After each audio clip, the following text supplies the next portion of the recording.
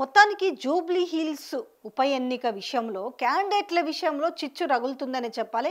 మరి ఈ చిచ్చు అనేది ఎక్కడి వరకు దారితీస్తుందో తెలియదు. సో సీనియర్ లీడర్ అయిన అంజన్ కుమార్ యాదవ్ నాకెందుకు టికెట్ ఇవ్వరనే విషయంలో ఆయన మొదటి నుంచి స్ట్రైట్ అవే అడుగుతున్నాడు.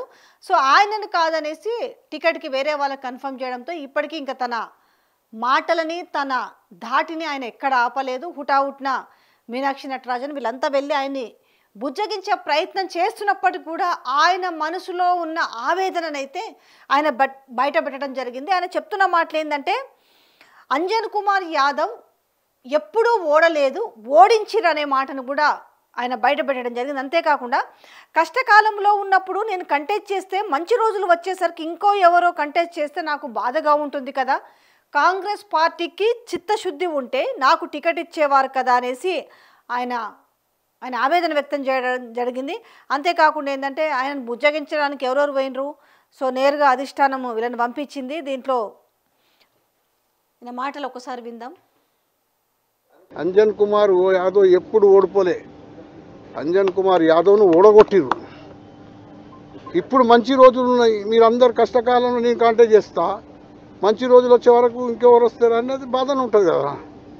బుజ్జగించడానికి వైరు మంత్రి వివేక్ వైరు, మంత్రి పొన్నం ప్రభాకర్ వైరు. కానీ ఏదేమైనా కూడా అప్పటికి కూడా ఆయన మనసులో ఆవేదన బయట పెట్టాడు.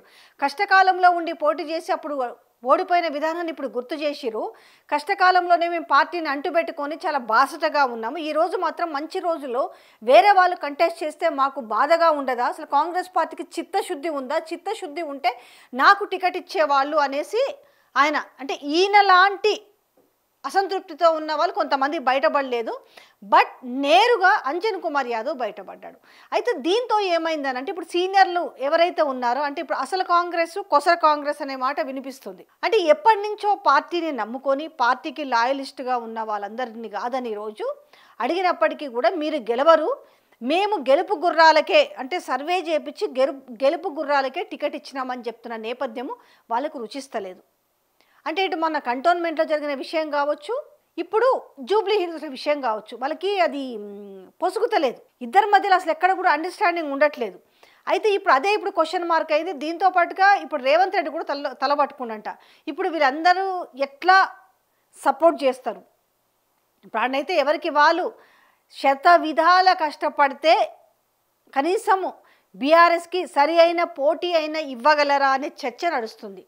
ఈ నేపథ్యంలో అసలు హస్తానికి ఎన్ని కష్టాలు ఉన్నాయంటే అసలు కొసరనే కాడ అసలు మమ్మల్ని కాదని మేము ఇన్నాళ్ళు పార్టీని పట్టుకొని ఉంటే మాకు నానా లెక్కలు చెప్పేసి అంజన్ కుమార్ యాదవ్కి ఇస్తే ఓడిపోతాడు, లేదంటే ఆల్రెడీ వాళ్ళ కొడుకుని రాజ్యసభ చేసినాం, ఈయనకు ఎంపీ టికెట్ ఇచ్చినాం, ఈయన ఓడిపోయింది కాబట్టి ఈయనకు ఇవ్వటం లేదనే విషయాన్ని అంజన్ కుమార్ యాదవ్ జీర్ణించుకోలేకపోతుండు. సరే అలాగే పోనీ అక్కడ మైనార్టీ ఓట్లు ఎక్కువ కదా, పోనీ అంజన్ కుమార్ యాదవ్ కన్నా టికెట్ ఏమని ఇస్తారా అంటే అది లేదు. దీంతో ఏమవుతుంటే మెల్లగా సీనియర్లని పక్కన పెట్టేస్తున్నారు. కాంగ్రెస్ పార్టీ నుంచి ఫ్లేవర్ లేకుండా వాళ్ళని పక్కన పెట్టేసి పారాచూట్ నేతలకే టికెట్లు ఇస్తున్న వైనాన్ని జీర్ణించుకోలేని వైనం. అయితే ఇప్పుడు బాగానే ఉంది, ఓకే నవీన్ యాదవ్కి టికెట్ ఇచ్చారు. బట్ నవీన్ యాదవ్ గురించి కాన్స్టిట్యున్సీలో ఏం మాట్లాడుకుంటున్నారు అనేది ఆ కాన్స్టిట్యున్సీ వాళ్ళకి తెలుసు, అందులో కాంగ్రెస్ పార్టీలో ఉన్న లీడర్లకు కూడా తెలుసు. ఇప్పుడు ఈ నేపథ్యంలో అసలు కొసరైన దాంట్లో ఈ అసలు వాళ్ళు ఇప్పుడు సపోర్ట్ చేస్తారా గెలిపించడానికి? అసలే సర్వేలన్నీ కూడా కాంగ్రెస్ పార్టీకి గత చేదు అనుభవాలని గుర్తుకు చేస్తున్నాయి అనేసి మాట్లాడుకుంటున్నారు. ఆయన వర్కింగ్ ప్రెసిడెంట్గా ఉన్నప్పుడు వచ్చిన బై ఎలక్షన్ కావచ్చు, లేదంటే ఆయన పీసీసీ ప్రెసిడెంట్గా ఉన్నప్పుడు వచ్చిన బై ఎలక్షన్లలో ఏ రకంగా డిపాజిట్లు కోల్పోయారనే విషయాన్ని ఆ చేదు జ్ఞాపకాలని వాళ్ళు మళ్ళా వెంటాడుతున్న నేపథ్యం కనిపిస్తుంది. ఇప్పుడు టికెట్ ఇవ్వలేదు, ఆవేదనకు గురి చేసిర్రు, ఏ రకంగా సపోర్ట్ చేస్తారనేది ఇక్కడ వచ్చిన పెద్ద ఎందుకు టికెట్ ఆశించిన వాళ్ళు చాలామంది ఉన్నారు.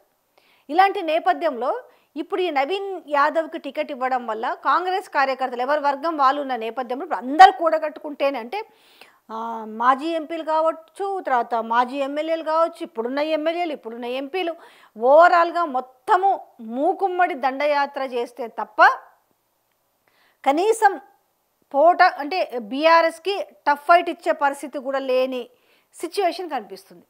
ఈ నేపథ్యంలో ఇప్పుడు ఎవరికి వారు యమునా తీరే అనుకుంటున్న సందర్భంలో కష్టకాలం కనిపించట్లే. ఇప్పుడు బుజ్జగించిరు, ఓకే, ఆయన అలిగిండు కాబట్టి బుజ్జగించారు, కానీ ఆయన మనసుకు నచ్చాలి కదా సపోర్ట్ చేయడానికి. ఇప్పుడు హజారుద్దీన్ ఉన్నాడు, ఇప్పుడు హజారుద్దీన్ మనసు పెట్టి పనిచేస్తాడా? ఏదో ఎట్లుందంటే ఆయన పరిస్థితి కూడా అది వస్తుందో రాదో తెలియదు.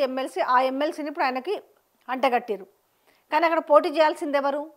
హజారుద్దీన్ కదా పోటీ చేయాల్సిందే. మైనార్టీ ఓట్లు ఎక్కువ ఉన్నాయి, ఆ మైనార్టీ ఓట్లపైనే ఇప్పుడు డిపెండ్ అయి ఉంది కాంగ్రెస్ పార్టీ. కానీ మరి అదే మైనార్టీకి టికెట్ ఇచ్చి ఉంటే అయిపోయేది కదా. ఏ రాజకీయాలు చేసి అతనికి టికెట్ రాకుండా చేశాడు అనే విషయం హజారుద్దీన్కి తెలుసు. అక్కడ హజారుద్దీన్ ఇన్ఫ్లుయెన్స్ అయితే మైనార్టీస్ మీద ఉంటుంది కదా. అయితే మొత్తం అంటే ఇప్పుడు ఎంఐఎంఓలు సపోర్ట్ చేస్తే ఆ సీటు గెలుస్తుంది అన్నప్పుడు గతంలో ఎన్నిసార్లు గెలిచింది ఎంఐఎం అక్కడ జూబ్లీ హిల్స్లో? చాలా ఈక్వేషన్స్ ఉన్నాయి. గుడ్డిగా ఎంఐఎంఓలు సపోర్ట్ చేస్తే గెలిచేస్తారు అని మాట్లాడుతారు, కానీ చేయాల్సింది ఎంఐఎంఎల్ కాదు. ఇప్పుడు మొత్తము కాంగ్రెస్ లీడర్లందరూ కూడా అసంతృప్తితో ఉన్న వాళ్ళందరూ కూడా తమ మనసు మార్చుకొని చిత్తశుద్ధితోటి వాళ్ళందరూ సపోర్ట్ చేస్తే తప్ప కనీసం ఫైట్ ఇచ్చే పరిస్థితి లేదు. ఈ నేపథ్యంలో అంటే అనవసరంగా మేము లేని తలకాయ నొప్పి నెత్తికెత్తుకున్నామా అనే సిచ్యువేషన్లో కూడా ఉన్నారట. ఏంటి, ఈ అంజన్ కుమార్ యాదవ్ అలిగిన తర్వాత బుజ్జగింపుకు పోయినప్పటికీ కూడా మళ్ళీ ఆయన బయటకు వచ్చేసి కష్టకాలంలో ఉన్నప్పుడు మేము పోటీ చేసినాము, మంచి రోజుల్లోనేమో వేరే వాళ్ళకు టికెట్ ఇస్తారు, నిజంగానే కాంగ్రెస్ పార్టీకి చిత్తశుద్ధి లేదు అని చెప్పేసి అంజన్ కుమార్ మాట్లాడిన మాటలే ఈరోజు వైరల్గా మారినాయి.